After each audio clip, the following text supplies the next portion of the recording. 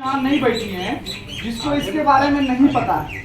मैं आप सबसे पूछता हूँ, गंदगी करना अच्छी बात है गलत बात है? हम गंदगी करते हैं नहीं करते? इसका ये मतलब है जानते सब हैं और मानते कम हैं। देखिए अभी आपके पंचायत का चयन ठोस तरल अपशिष्ट प्रबंधन पंचायत के लिए हुआ और चूंकि आप जो दीदी है इसमें इसलिए आपका सहयोग आवश्यक है कि 2014 से लेकर 2019 के बीच में जो स्वच्छता का अभियान चला, ऐसा नहीं है कि इससे पहले अभियान नहीं चलता था। टीवी पर भी विद्या बालन आती है और कहती है जहां सोच वहां शौचालय।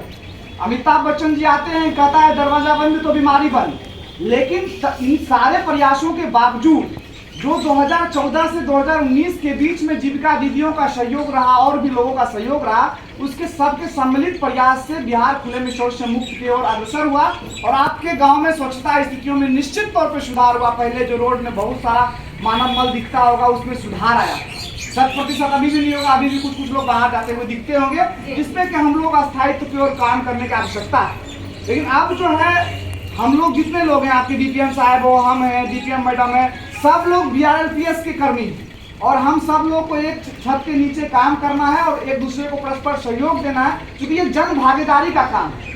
और आप जितनी भी दीदी हैं पंचायत के 90% घरों से जुड़े हुए, इसलिए आप सबका सहयोग आवश्यक है। हमें सहयोग क्या चाहिए? देखिए हम घर घर जाएंगे, बहुत समय लगेगा, लेकिन जितनी हमारी जीविका की सीएम दीदी हैं उनके पास 100-150 महिलाओं की टीम है। जब वो उसमें इस बात की निरंतर चर्चा करेंगे, आप गांव में जाकर के जब निरंतर चर्चा करेंगे, तो यह हमारा जो बात है जल्दी से जल्दी लोगों के घर घर तक पहुंच जाएगा। हम सर को धन्यवाद देते हैं और हम सर सौभाग्य सर बीपीएम साहब जो है हम लोगों को ट्रेनिंग दिए थे सर, जब हम इस कार्यक्रम में आए थे खुटौना में। तो हम तो मैं बहुत सौभाग्यशाली मानता हूँ कि हमको ऐसा डीडीसी सर मिले हैं कि जो खुद से ग्राउंड लेवल पर आकर के हम लोग को सपोर्ट और सहयोग करते हैं। मैं चाहूंगा कि आप लोग एक बार सर के लिए जोर से ताली बजाएं। देखिए हमें सहयोग ये चाहिए कि जो वो काम था उसमें सिर्फ लोगों को खुले में शौच से जाना था, रोकना था, समझाना था, बताना था। ये काम थोड़ा अलग है। अभी प्रत्येक वार्ड में एक सफाई कर्मी, 2 सफाई कर्मी है, एक ठेला रिक्शा है। वो अभी एक WPO आप जब जाते होंगे तो नारायण ये जो ये आपका टोल टैक्स है उससे थोड़ा कल एक भवन बनता हुआ दिखता होगा।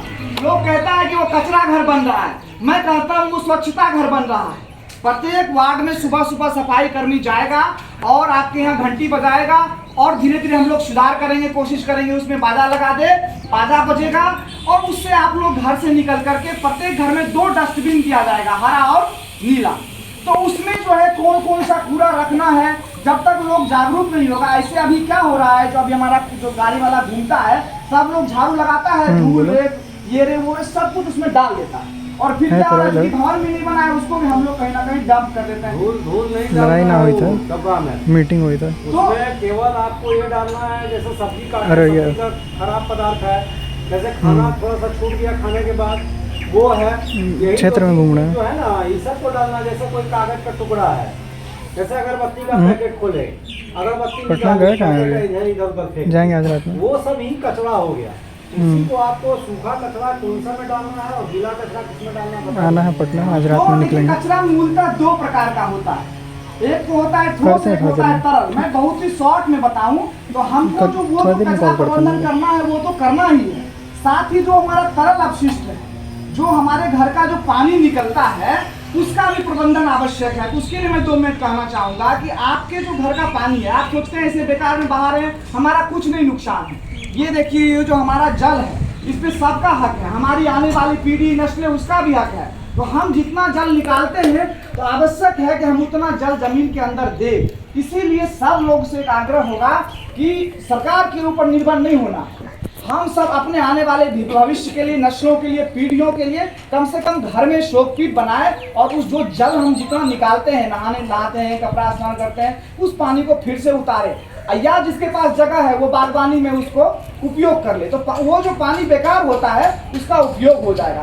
इस तरह जो है हम दूसरा जल प्रबंधन का प्रयोग कर पाएंगे।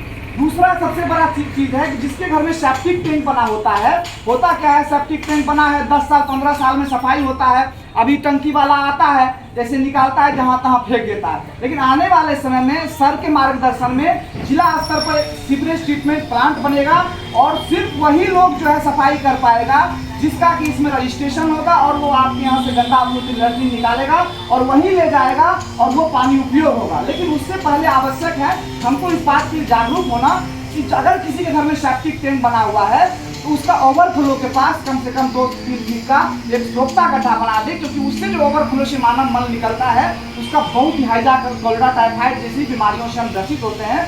तो उसके लिए वो एक बहुत आवश्यक चीज़ है। दूसरा एक सबसे बड़ी चीज़ क्या है कि लोगों ने क्या किया है, 20-20 फीट का रिंग डाल दिया है, गड्ढा कर दिया, और लोग समझते हैं बहुत बहादुरी का काम किया। यहाँ का जल स्तर 20 फीट पे है, तो वो क्या हो रहा है, हमारा मानव मल सीधे जाकर के जल में मिल गया और हमारा जल प्रदूषित हो रहा है। इनके घर का जल, उनके घर का जल, दोनों का घर समान है। इसीलिए अगर ऐसा किसी के भी घर में है तो उसके बगल में एक गड्ढा बनाइए, मात्र 3 से 4 फीट डालिए, क्योंकि सूर्य के प्रकाश की क्षमता है वहाँ तक जा पाएगा, और उसमें थोड़ा छिद्र छोड़िए, वो खाद बनते रहेगा, वो बहुत दिनों तक नहीं भरेगा। और जब वो जो आपका अभी गड्ढा है 20 फीट वाला, उसको जब भर जाएगा तो उसको सब दो जल्दी तो उसको जो है जब वो भर जाएगा तो उसको भी 3 से 4 फीट पे ले आना। इस प्रकार जो है हम मानव मल और भविष्य में जितने भी शौचालय बने वो जो है 3 से 4 फीट वाला रिंग वाला टूल